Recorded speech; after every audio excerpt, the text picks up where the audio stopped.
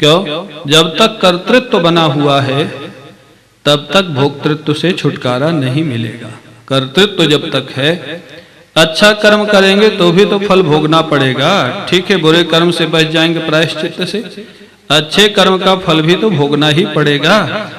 महापुरुष कहते हैं भाई, एक अगर लोहे की जंजीर है तो दूसरी सोने की जंजीर है, बंधन तो दोनों करती है, तो दोनों का ही फल भोगना पड़ेगा। तो बोले प्रायश्चित्तम विमर्शनम, जब तक कर्तृत्व की भ्रांति निवृत्त नहीं होगी ज्ञान के द्वारा, अंतिम प्रायश्चित्त तो ज्ञान है, ज्ञान, तत्व ज्ञान। तत्व ज्ञान जब तक नहीं होगा जीवन में, तब तक पूर्ण रूप से कर्म बंधन से छुटकारा नहीं मिलेगा। जब तक ये भ्रांति है कि मैं करता हूं, तब तक कर्मफल भोगना पड़ेगा। और मैं करता हूं ये भ्रांति बिना महाराज साधना के, बिना सद्गुरु कृपा के बहुत कठिन है। ये कह देना सरल है कि मैं नहीं करता हूं। भक्त लोग कह देते हैं भगवान सब कराते हैं, या जो वेदांत सिद्धांत में वो कहते हैं कि कर्तृत्व भोक्तृत्व तो मिथ्या है, सब इंद्रियाण इंद्रियार्थेषु वर्तन्ते। हम तो दृष्टा हैं, साक्षी हैं, निर्लेप हैं। कहना बहुत सरल है, लेकिन अनुभव हो जाना, जीवन में अनुभूति हो जाना। कई बार कोई अच्छा काम करे, कह दिया जाए भाई आपने बहुत अच्छा काम किया, नहीं नहीं नहीं हमने कुछ नहीं किया है, सब भगवान ने कराया, उनकी कृपा ने कराया। लेकिन सामने से कह दो तुमने कुछ नहीं किया, फिर देखो क्या बोलता है। झगड़ जाएगा, क्या बात करते हो, मैंने कुछ नहीं किया तो किसने किया? मैंने यहाँ से ये किया, यहाँ से ये किया, यहाँ से ये किया। तो इस शिष्टाचार में कह देना कि मैंने कुछ नहीं किया, ये अलग बात है। और ज्ञान में भी कई बार गलती हो जाए, व्यक्ति गलती छिपाने के लिए ज्ञान का उपयोग कर लेता है। गलती हो जाए तो मैंने थोड़ा किया, मैं तो करता हूं ही नहीं। लेकिन जब सामने वाला गलती करे और उसमें भी ये देखे कि वो करता नहीं है, सब मिथ्या है, तब तो ठीक है भाई। एक कथा सुनाते थे वृंदावन के एक पंडित जी। बोले उन्होंने, एक पंडित जी ने अपनी बेटी को पूरी गीता याद करा दी बचपन में, और बचपन में मेधा शक्ति होती है, याद कर लिया। बड़ी होने के बाद उसका कुछ चरित्र व्यवहार गड़बड़ाया, तो जब वो पंडित जी उसको मना करें तो गीता सुना दे। अहंकार विमूढ़ आत्मा कर्ता हमिति मन्यते। बोले गीता में लिखा है कि जो मोहित होता है, मूर्ख होता है, वही अपने को कर्ता मानता है। इंद्रियाण इंद्रियार्थेषु वर्तन्ते इति धारे, इंद्रिया इंद्रियों में वर्तती। महाराजा वो तो पंडित जी पछताएं कि अच्छी गीता इसको सिखाई। बड़ा परेशान। एक दिन एक संत आ गए, संत को अपनी समस्या बताई। पंडित जी ने, संत ने युक्ति भी बता दी। अगली बार जब गड़बड़ किया तो वो पंडित जी ने उठाया डंडा, 2-4 मारा, लगे चिल्लाने, क्या कर रहे हो, क्या कर रहे हो, क्यों पिटाई कर रहे हो? बोले क्यों गड़बड़ करती हो? फिर वही जवाब दिया, गीता में तो लिखा है अहंकार विमूढ़ आत्मा कर्ता हमिति मन्यते। पंडित जी बोले उसी गीता में लिखा है नैनम छिन्दन्ति शस्त्राणि, नैनम दहति पावका न चैनम क्लेदयन्ति आपो न शोषयति मारुतः। अगर आत्मा करता नहीं है तो पिटाई भी आत्मा की नहीं हो रही है। जिसने किया है पिटाई भी उसी की हो रही है। आत्मा को तो शस्त्र बेध नहीं सकता है, हवा सुखा नहीं सकती है, पानी गीला नहीं कर सकता है। तब उसको समझ में आया। कहने का अर्थ क्या है कि कह देना कि मैं कुछ नहीं करता हूँ। कभी कभी व्यक्ति अपनी गलतियों को छिपाने के लिए भी इसका आश्रय ले लेता है। कर्तृत्व तो भोक्तृत्व से छुटकारा मिल जाए तो जीवन का काम ही हो गया। सुखदेव जी ने उपाय बताया। राजा परीक्षित ने कहा महाराज ये उपाय सर्वसामान्य के लिए तो सुलभ नहीं है, कोई सरल सा उपाय बता दीजिए। तीसरा भक्ति का उपाय बताते। सुखदेव जी महाराज सरल उपाय तो वही है, केचित् केवलया भक्त्या वासुदेव परायणाः अघं धुन्वन्ति कार्ष्णेन निहारमिव भास्करः। वासुदेव परायणाः केचित् केवलया भक्त्या अघम धन्वन्ति। भगवान की शरणागति लेकर के कोई भक्त अपने जीवन के सारे पाप तापों को समाप्त कर देते। उनका फल भोगने के लिए उनको नरक नहीं जाना पड़ता भगवान की भक्ति के द्वारा। बोले ऐसा कोई हुआ है बोले हाँ हुआ है, बड़ा भारी एक पापी हुआ है जिसको नरक नहीं जाना पड़ा, भगवान के नाम से उसका उद्धार हो गया। कौन हुआ है? बोले कन्नौज में कानकुब्ज एक ब्राह्मण था जिसका नाम था अजामिल। कन्नौज ये कानपुर के पास है सज्जनों, कानकुब्ज ब्राह्मण वहीं सब होते। अजामिल था उसका नाम। अजामिल का दोनों अर्थ होता है, अज अलग कर दो तो अजेन अमिलति इति अजामिला, और अजा अलग कर दो, अज माने परमात्मा, अजा माने माया। तो अजेन अमिलति इति अजामिला अथवा अजया मिलति इति अजामिला, जो माया के चक्कर में पड़ जाए, भगवान से अलग हो जाए, उसका नाम अजामिल। बोले अजामिल नाम का ब्राह्मण था। अजामिल एक ऐसा विलक्षण व्यक्तित्व है। अजामिल केवल पतित था, पापी था, केवल इतना ही वर्णन नहीं है भागवत में। भागवत में उसके 3 रूपों का वर्णन। अजामिल प्रारंभ में बहुत बड़ा धर्मात्मा है, मध्य में बहुत बड़ा दुरात्मा है, और अंतिम जीवन में बहुत बड़ा महात्मा है। एक ऐसा विलक्षण व्यक्तित्व है जो एक ही जीवन में जिसके 3 रूप होते हैं। 3 रूप। प्रारंभ में बड़ा भारी महात्मा माने धर्मात्मा, ये अग्निहोत्र करता था, संध्या वंदन करता था, गायत्री जप करता था, इसकी पत्नी बड़ी सती साध्वी थी, माता पिता की सेवा करता था, बड़ा भारी धर्मात्मा था प्रारंभ में अजामिल। और धर्मात्मा व्यक्ति को भगवान पसंद करते, भगवान को अच्छा लगता है। भगवान ने इसका चुनाव उसी समय कर लिया था कि ये तो अपनाने लायक है, बड़ा धर्मात्मा है। लेकिन अपनाने में एक बाधा थी, धर्मात्मा तो था लेकिन धर्म का अभिमान बहुत था इसको, क्योंकि ये सारे धर्म कर्म करता था और दूसरे जो लोग नहीं करते थे उनके प्रति इसकी हे दृष्टि थी। उनको ये कहता थे तो सब बेकार लोग हैं, कुछ नहीं करते हैं, मैं सबसे बड़ा धर्मात्मा। ये जो मैं है ना, मैं, ये जो ईगो है, अभिमान है, ये भगवान के रास्ते में बाधा बनता है। भगवान ने सोचा इसका अभिमान अगर टूट जाए तो इतना बड़ा धर्मात्मा है, अपनाने लायक है। महाराज भगवान जो सोचे वो क्यों ना हो, भगवान जो सोचेंगे वो तो होगा ही। एक दिन अग्निहोत्र के लिए लकड़ी लेने के लिए गया था जंगल में, एक वेश्या को देखा और उस पर आसक्त हो गया। वेश्या को घर ले आया, घर ला करके महाराज विवाहित था, सती साध्वी की पत्नी थी, माता पिता थे, सब थे, पूरा परिवार था। वेश्या को घर में रखने लग गया, पत्नी को छोड़ दिया, माता पिता की सेवा भी छूट गई, धीरे धीरे सारे कर्म छूट गए महाराज, धर्म कर्म गायत्री जप इत्यादि सब छूट गया। महाराज जी कहते थे एक दोष जब आ जाता है ना तो उसके साथ अनेक दोष धीरे धीरे आने लग जाते हैं, इसलिए सावधान रहना चाहिए। लोग कहते हैं बस इतना ही तो है, इतना करने में क्या नुकसान है। एक आएगा तो फिर अनेक आएंगे, और ये संगति का ऐसा दुष्परिणाम होता है। एक सेठ थे बंबई में, बड़े धर्मात्मा थे।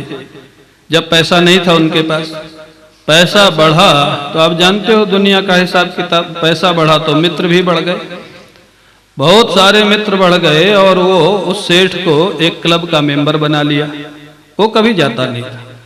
उन लोगों ने कहा आप मेंबर हैं तो कभी कभी तो आना चाहिए। बोले मैं क्या करूंगा, मेरे को न यहाँ कुछ करना है, न खाना है, न पीना, मैं आके क्या करूंगा। बोले बैठ तो सकते हैं ना आके, मेंबर हैं, हमारे मित्र हैं, तो कुछ तो सहयोग करो।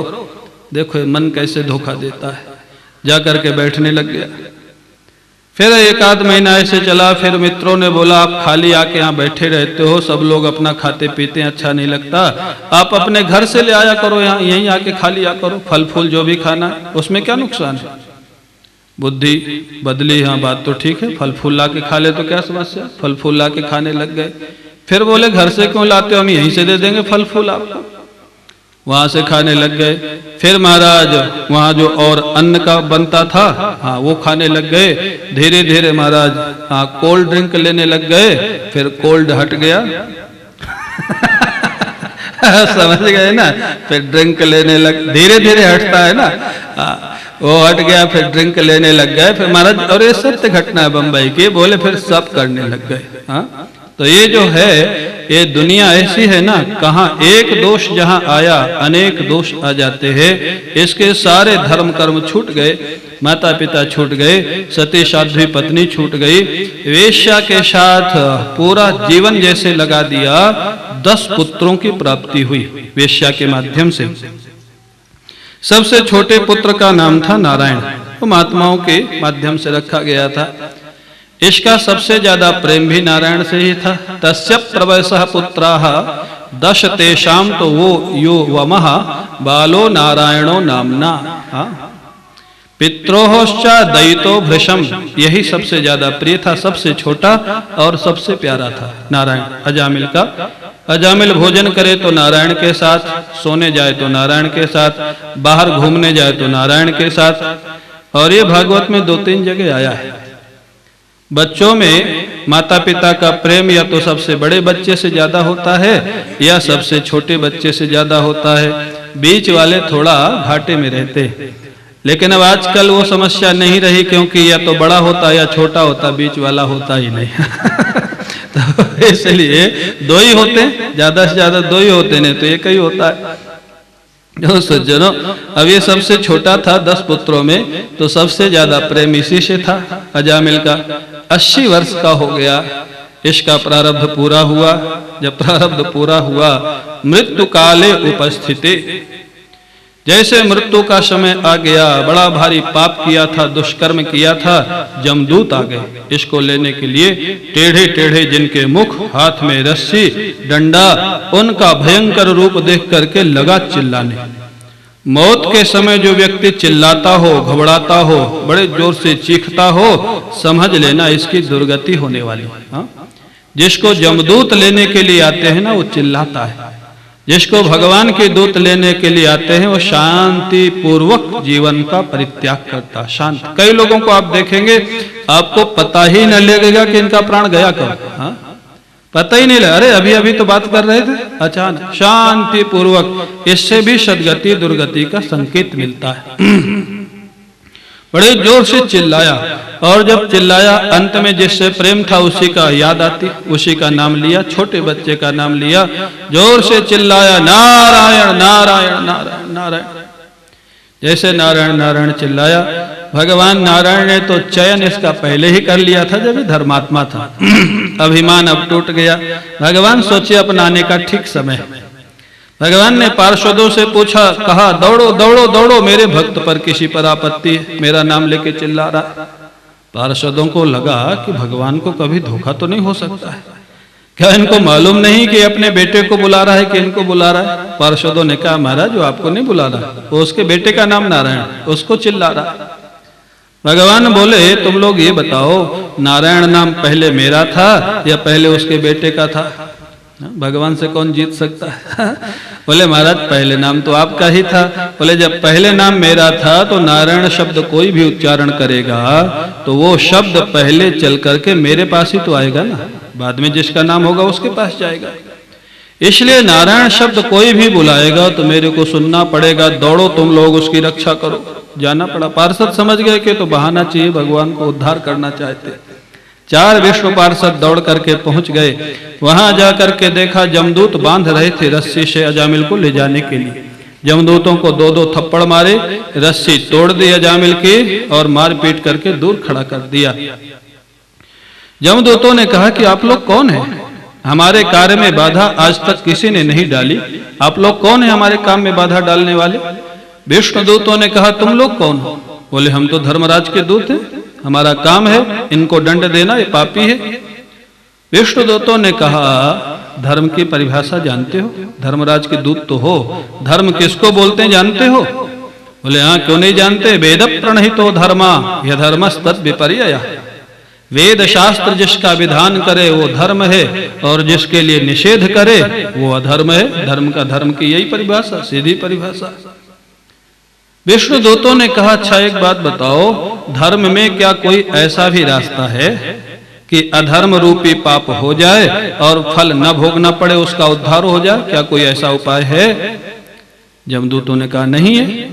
अब यहाँ समस्या ये है कि जो धर्मराज के दूत हैं वो बोल रहे हैं कर्म सिद्धांत से, और जो भगवान नारायण के दूत हैं वो प्रश्न कर रहे हैं भक्ति सिद्धांत से। कर्म सिद्धांत में ऐसा कोई उपाय नहीं है कि बिना भोगे पाप कर्म का फल छूट जाए, भोगना ही पड़ेगा, चाहे पाप कर्म हो चाहे पुण्य कर्म, फल भोगना पड़ेगा कर्म सिद्धांत में। भक्ति सिद्धांत में माफी का विधान है। विष्णु दूतों से जब कहा हमारे यहाँ कोई विधान नहीं तो विष्णु दूत नाराज हो गए। मूर्खों, धर्मराज के दूत अगर धर्म के रहस्य को नहीं जानेंगे तो दुनिया को न्याय कौन दिलाएगा? तुम लोगों को क्या मालूम नहीं है, जीवन के अंतिम श्वास में जो भगवान का नाम ले लेता है उसके जीवन के समस्त पाप समाप्त हो जाते हैं। क्या तुम लोगों ने नहीं पढ़ा, नहीं सुना? ये शास्त्र की मर्यादा है, भगवान का आदेश है। और इसने तो एक बार नहीं अनेक बार बुलाया है, नारायण नारायण नारायण, अनेक बार लिया मरते समय। क्या तुमको मालूम नहीं इसके सारे पाप समाप्त हो गए? इतनी बड़ी महिमा है भगवान के नाम की। लेकिन इसका अर्थ है मत लगा लेना कि जीवन भर कुछ भी करेंगे अंत में नाम ले लेंगे, ऐसा होता नहीं है। हाँ, जीवन भर जो करोगे वही अंत में आएगा, ये भी ध्यान रखना। अंत में बुद्धि अपने नियंत्रण में नहीं रहती। और अजामिल को भी भगवान का नाम नहीं आया अंत में, नाम तो बच्चे का ही आया जिससे उसका प्रेम था। भगवान ने स्वीकार किया वो अलग बात है, लेकिन अगर अंत में किसी भी माध्यम से भगवान का नाम आ जाए तो ये शास्त्र का विधान है, सारे पाप समाप्त हो जाते हैं। इसलिए अपने यहाँ विधान किया है कोई मरणासन्न व्यक्ति हुए ना तो उसको फिर अपना परिचय नहीं बताना चाहिए, हम अमुक हैं हम अमुक हैं।